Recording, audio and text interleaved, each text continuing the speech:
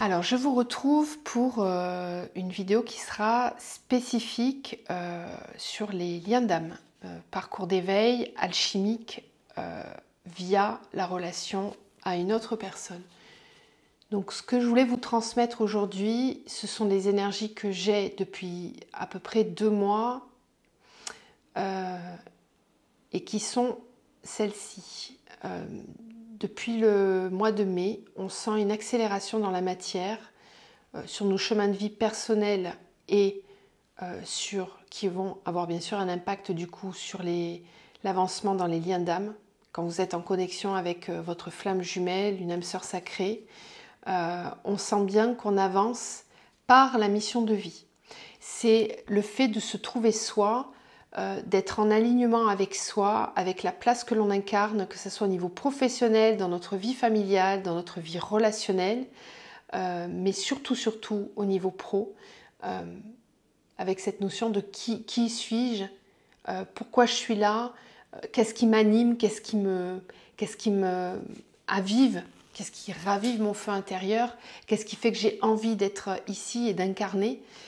C'est vraiment cette énergie de mission qui est priorisée depuis plusieurs mois déjà et qui, du coup, permet aux deux personnes d'avancer sur leur chemin respectif. Quand on était à distance, eh bien, il y a des rapprochements qui se font grâce à la mission de vie.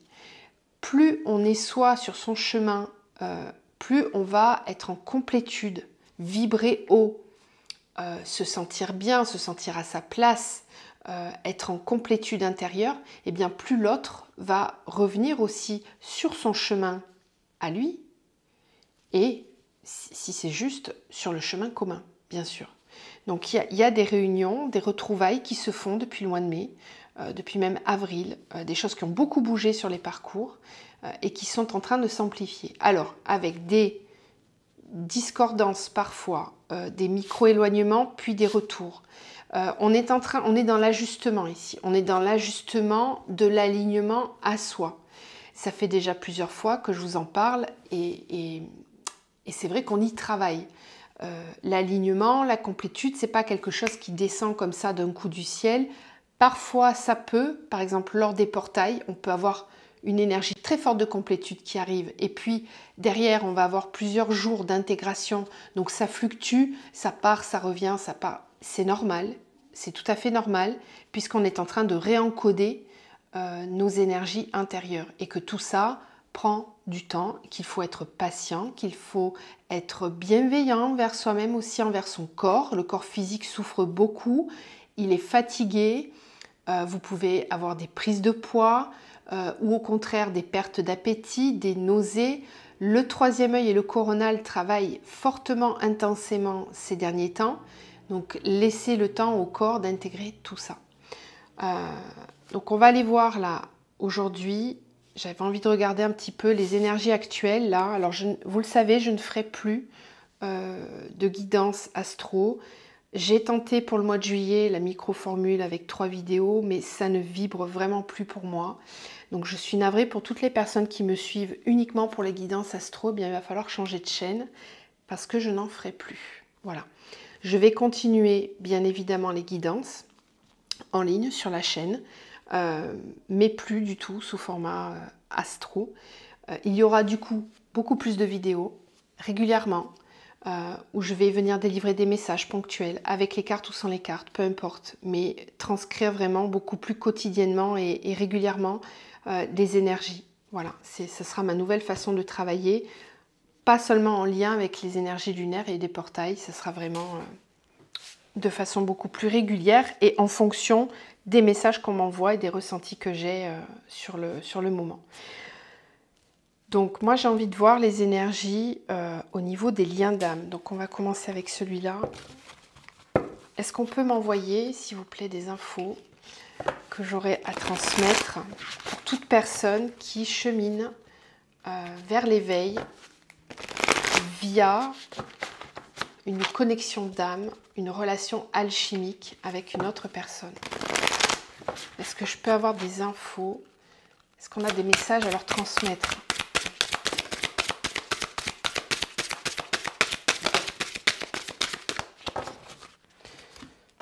Alors, on a le jugement.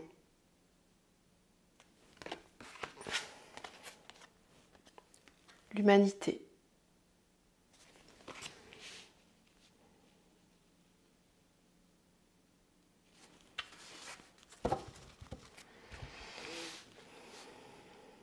Le jugement. J'utilise mes ressources mentales pour exprimer ma vérité.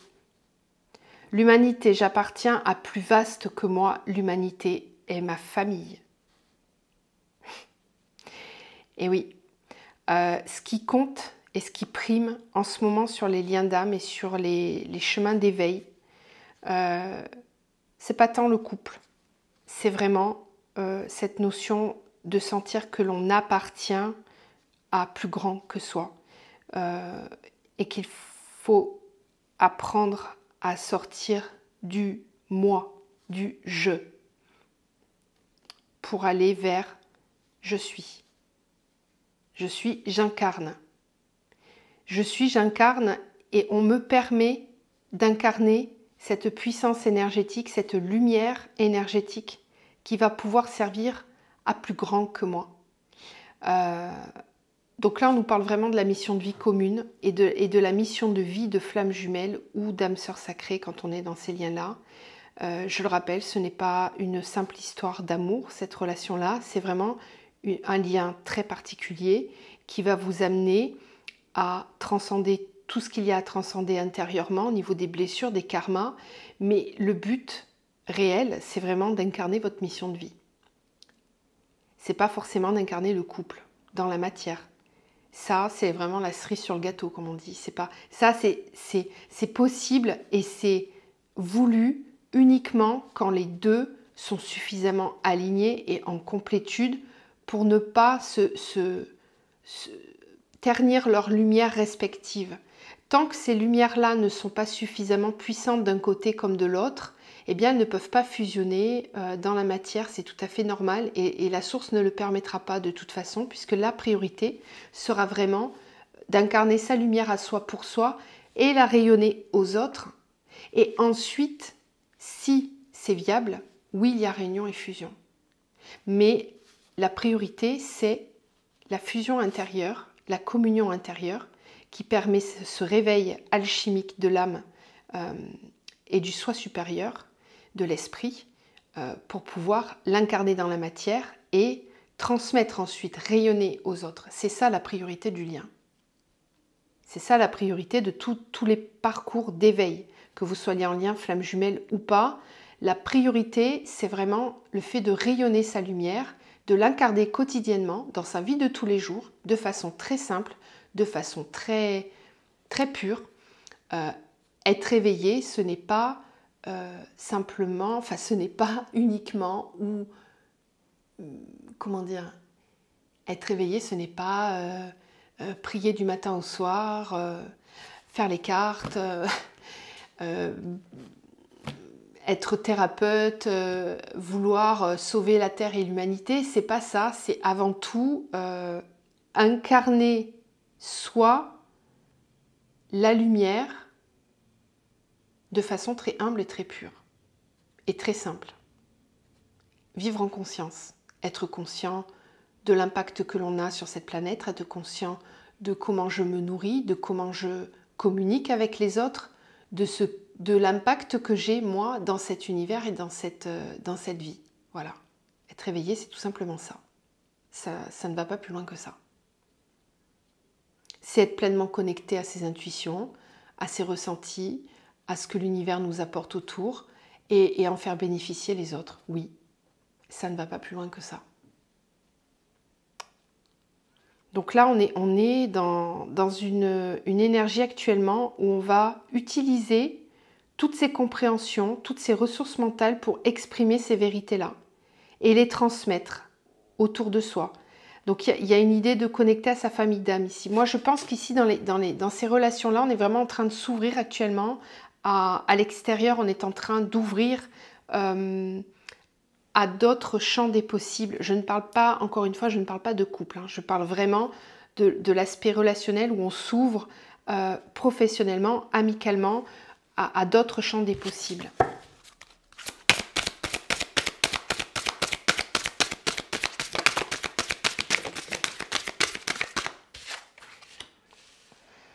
L'amour sage.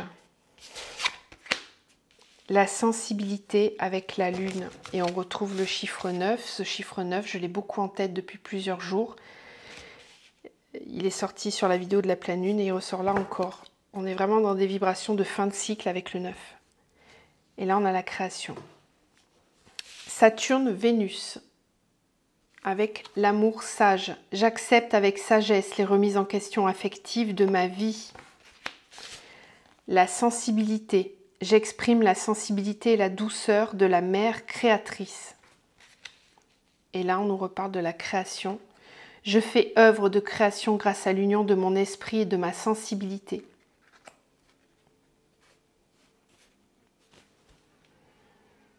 Avancer avec sagesse dans l'amour, dans un amour sensible et créateur.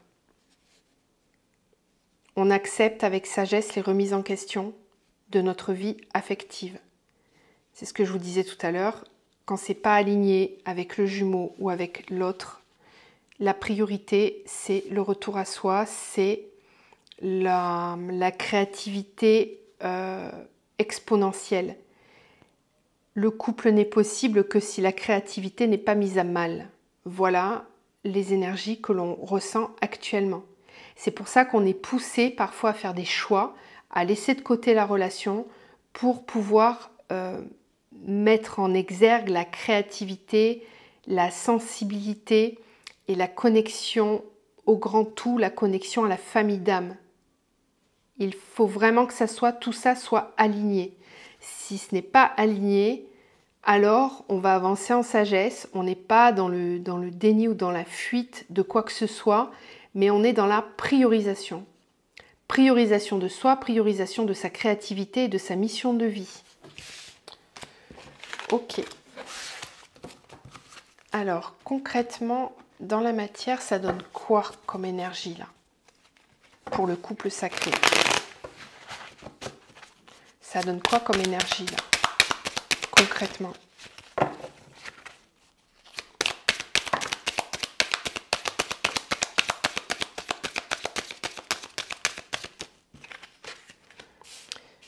Les arts, le jeune homme, l'espoir.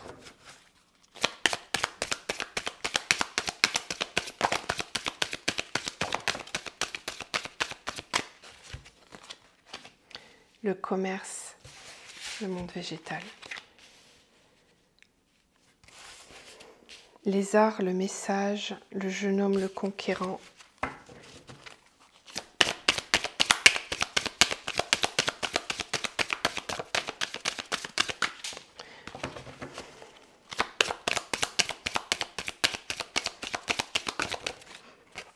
J'ai une énergie yang qui grandit ici. Ouais.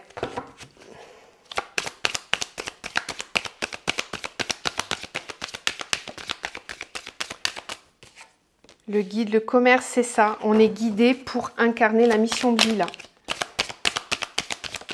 Dans la matière.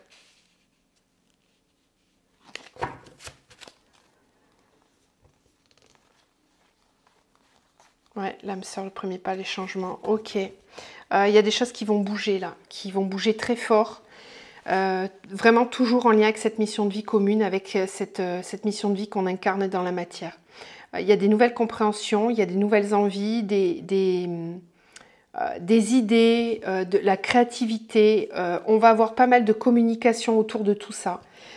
J'ai ici quelqu'un qui est très déterminé à prendre sa place, qui a l'espoir que les choses puissent avancer. Pour moi, là je ressens, c'est la personne qui avait plutôt tendance à fuir la relation ou qui était pas sûre de s'engager dans la relation, qui va être beaucoup plus déterminée, qui va être guidée aussi. Alors même si parfois, il peut y avoir des obstacles. Là, on a le désert avec le monde végétal. Il y a peut-être encore un manque de maturité puisqu'on a le jeune homme, d'accord? C'est vraiment une énergie yang qui est en train de grandir, qui est en train de s'affirmer. Quand je dis d'énergie yang qui est en train de grandir, peu importe la polarité dans laquelle vous êtes, hein, Vraiment, peu importe. Mais il y a un regain ici d'énergie, de prise de confiance en soi, de légitimité et d'affirmation de soi. Alors, tout n'est pas réglé, on le voit avec le désert et le monde végétal. Ça veut dire que dans l'invisible, nos guides, les fées, l'univers, vous les appelez comme vous voulez, sont là pour œuvrer à ce que tout se passe bien, à ce que le grand plan se déplace, tiens donc, se passe bien. Alors là, j'ai quand même utilisé des mots particuliers. J'ai dit se déplace et se dépasse. Ça parlera à qui ça parlera. La sérénité et la ville. Il y a une sérénité qui va être ressentie parce qu'on voit des ouvertures, on va percevoir des ouvertures. Il y a des choses qui s'ouvrent, on est dans la communication, dans le fait d'être même dans des communications beaucoup plus ludiques, beaucoup plus festives, joyeuses, avec une conscientisation de ce qui va pouvoir être. Ok. Alors, j'ai aussi parfois peut-être un manque de maturité par rapport au projet. Ça a encore besoin de mûrir. Mais il y a de l'envie. Il y a beaucoup d'envie. On se projette, on commence à voir les choses d'une façon différente. Il y a peut-être encore un petit manque de maturité ou de se sentir légitime, mais ça avance dans le bon sens. Allez, on va terminer avec la triade. Alors, qu'est-ce qu'on nous dit là, les énergies par rapport au lien d'âme? Quels sont les messages qu'on a à recevoir?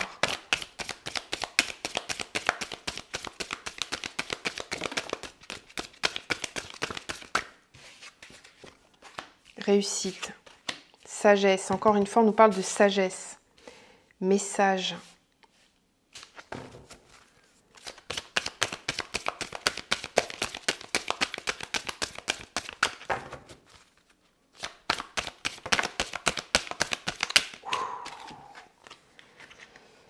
Retour, foudre, frère. Ok. Retour fracassant dans le lien. Faire preuve de sagesse dans la communication parce qu'il peut y avoir certains conflits. Je sens une énergie très forte, très puissante. Alors à mon avis, c'est impacté par la pleine lune, hein, ça, de toute façon. Mais un retour très très fort dans le lien. Très très fort. Un besoin fracassant d'être dans le lien. Il va falloir faire preuve de sagesse. Faire preuve de sagesse, d'écoute, d'empathie, de compréhension. Un retour avec beaucoup de communication. On parle du lien aussi. Il y a peut-être des prises de conscience aussi. Faites preuve de sagesse pour ne pas anticiper les compréhensions de l'autre. Laissez-le cheminer à son rythme. Mais, en même temps, ne soyez pas dans le sacrifice. Sachez vous positionner quand il est nécessaire de le faire. Moi, ce que j'entends vraiment, c'est retour fracassant dans le lien. Il y a quelque chose qui revient très fort. Et là, il va falloir faire preuve de sagesse parce que ça vient tester l'alignement, en fait. Ouais, c'est ça, et avec l'alpha. D'accord. Donc, nouveau cycle. On démarre un nouveau cycle. Et c'est... Ouais, et le saut... Waouh. Alpha, saut, ordre, équité, oméga, âme.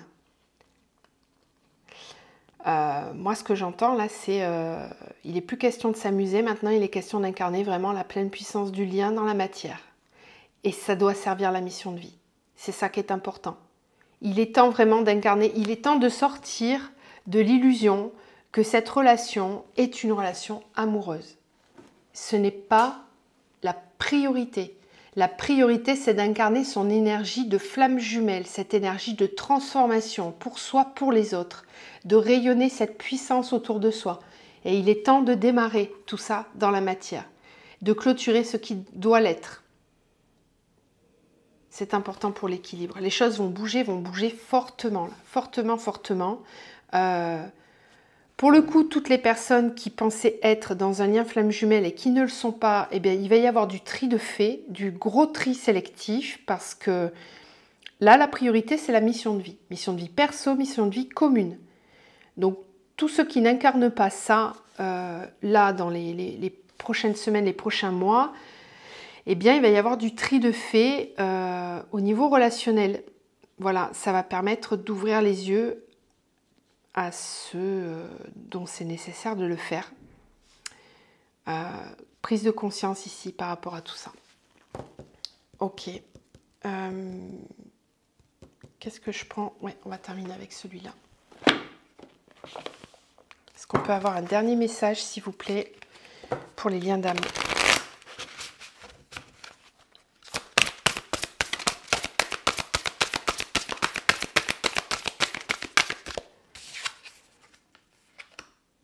Un vent de liberté. Lâchez les lourdeurs de la vie, vous connecte au réservoir de la pure création.